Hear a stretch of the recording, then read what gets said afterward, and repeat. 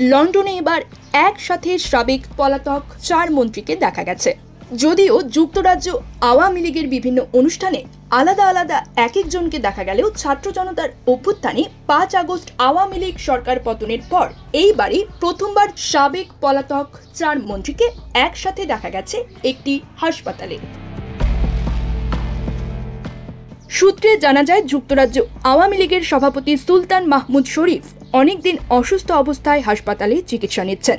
চিকিৎসারত নেতাকে দেখতে মঙ্গলবার হাসপাতালে গিয়েছেন আওয়ামী লীগের প্রেসিডিয়াম সদস্য সাবেক মন্ত্রী আব্দুর রহমান, সাবেক পররাষ্ট্রমন্ত্রী ডক্টর হাসান মাহমুদ, সাবেক মন্ত্রী খালিদ মাহমুদ চৌধুরী এবং সাবেক মন্ত্রী শফিকুর রহমান চৌধুরী।